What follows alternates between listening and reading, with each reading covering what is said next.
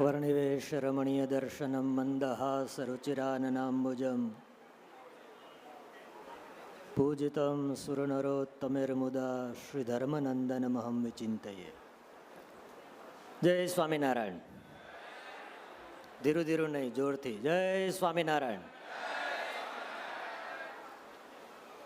બે હાથ ઊંચા કરો, મુઠ્ઠી વાળો અને જોરદાર જયનાથ કરો. બોલો શ્રી લક્ષ્મીનારાયણ દેવ કે. વરતાલ વિહારી આરાધ્ય ઇષ્ટદેવ હરિકૃષ્ણ મહારાજ લક્ષ્મીનારાયણ દેવનું સમગ્ર દક્ષિણ દેશ વતી જેમણે પ્રાતઃ બ્રહ્મ મુહૂર્તમાં પૂજન કર્યું છે એવા વરતાલ ગાદીના વર્તમાન યશસ્વી આચાર્ય મહારાજ પરમ પૂજ્ય ધર્મ ધુરંધર 1008 આચાર્ય મહારાજ શ્રી રાકેશ પ્રસાદજી મહારાજ, એમના ચરણોમાં તાળીઓના નાદ સાથે વંદન કરીએ. જેમના માધ્યમે આપણે આજના દિવસે કથા વાર્તાનું શ્રવણ કર્યું છે એવા પૂજ્ય સદગુરુ શ્રી નીલકંઠચરણદાસજી સ્વામી, આ દક્ષિણ દેશના વરિષ્ઠ મૂર્ધન્ય સદગુરુ સંત પૂજ્યપાદ નિત્ય સ્વરૂપદાસજી સ્વામી, પૂજ્યપાદ સદગુરુ બાલકૃષ્ણદાસજી સ્વામી, પૂજ્યપાદ સદગુરુ ધર્મપીરદાસજી સ્વામી બાપુ સ્વામી, વડતાલ મંદિરના ચેરમેન શ્રી વગેરે સૌ સંતો, ત્રણેય બોર્ડના ટ્રસ્ટી સભ્યો અને આગેવાન ભક્તજનો, સૌને ભાવથી જય સ્વામિનારાયણ. આજે ગુરુ પૂર્ણિમાનો દિવસ છે ત્યારે ભગવાન સ્વામિનારાયણ આપણા સૌની શિક્ષા માટે જ્યારે રામાનંદ સ્વામીને મળ્યા, રામાનંદ સ્વામી સાથે રહ્યા, રામાનંદ સ્વામી થકી દીક્ષાને ગ્રહણ કરી, ભગવાન પોતે ભગવાન હોવા છતાં જ્યારે આ ધરતી ઉપર આવે છે ત્યારે આપણા સૌની શિક્ષા માટે ગુરુ અને સેવકનો સંબંધ કેવો હોય એનું આપણને મહારાજે આચરણ કરી અને પછી આજ્ઞા આપી છે. ગુરુત્વે સ્થાપિતાભ્યામ ચ તાભ્યામ દીક્ષા મુમુક્ષુવઃ, આવો આદેશ શિક્ષાપત્રીમાં ભગવાન સ્વામિનારાયણે આચાર્ય મહારાજ માટે કર્યો છે.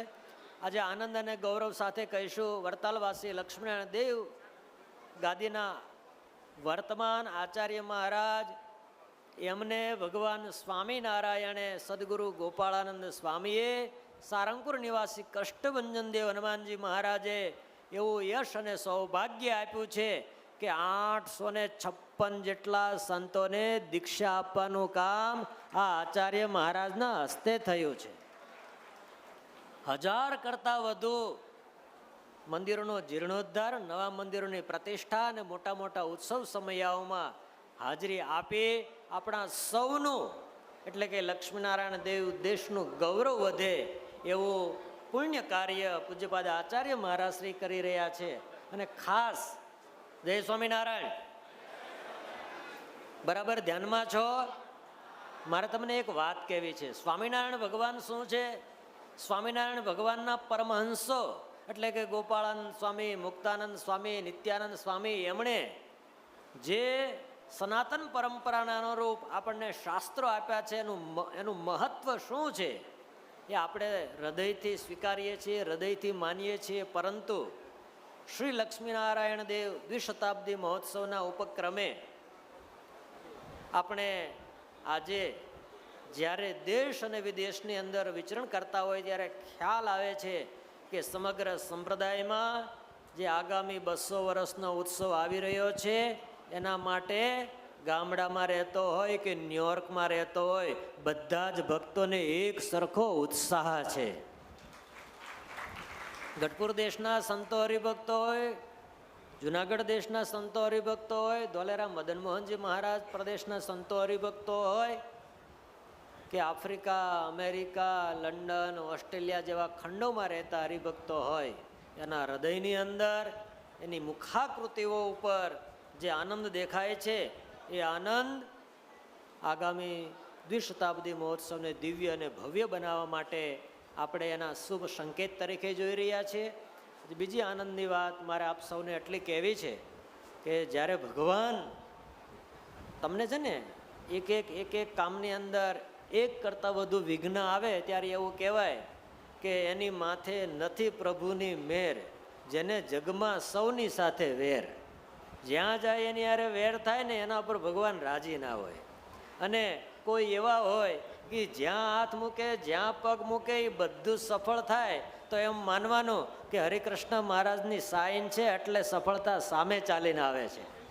આપણા આચાર્ય મહારાજ, આપણા વડીલ સદગુરુ સંતો, આ ત્રણેય બોર્ડ એવા નસીબદાર છે. એ જે સંકલ્પ કરે, જે કાર્ય હાથમાં લે એ દરેક કાર્ય સફળતા સુધી પહોંચે છે. એનું કારણ છે કે એની અંદર આપણા ઈષ્ટદેવના રાજીપાની સાઈન છે.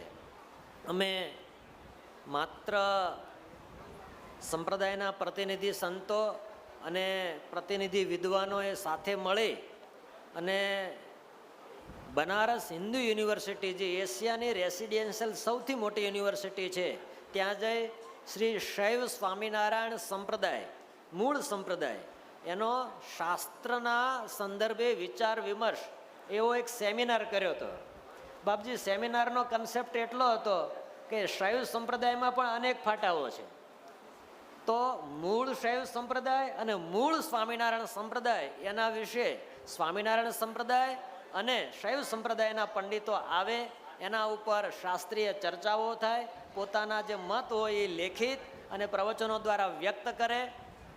આજ મને કહેતા આનંદ થાય છે, આ હરિકૃષ્ણ મહારાજ લક્ષ્મણદેવની કૃપા ગણો, આચાર્ય મહારાજને વડીલ સદગુરુ સંતોના અમી આશીર્વાદ ગણો, આપ સૌ ભક્તોની ભાવના ગણો. એ સેમિનાર આટલો સફળ રહ્યો. કદાચ સંપ્રદાયના ઇતિહાસમાં યુનિવર્સિટી અને સંસ્થા બંને સાથે મળીને કામ કર્યું હોય એવો પહેલો પ્રસંગ હતો અને એ પ્રસંગને સંપૂર્ણ સફળતા મળી. સફળતા હું એટલા માટે કહું છું કે જ્યારે આવા સેમિનારો થતા હોય ત્યારે યુનિવર્સિટી ગ્રાન્ટ કમિશન બોર્ડ છે એ એમાં ઇન્વોલ્વ થતું હોય.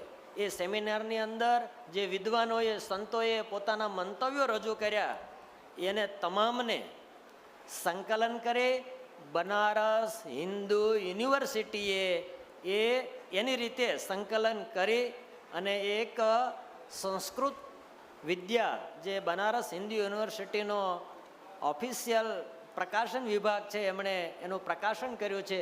મને કહેતા આનંદ થાય છે.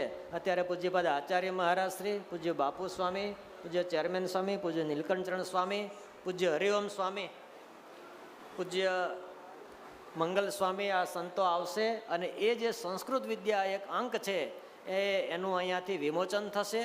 હરિભક્તો ઘડીક વાર ખમજો ભાઈ.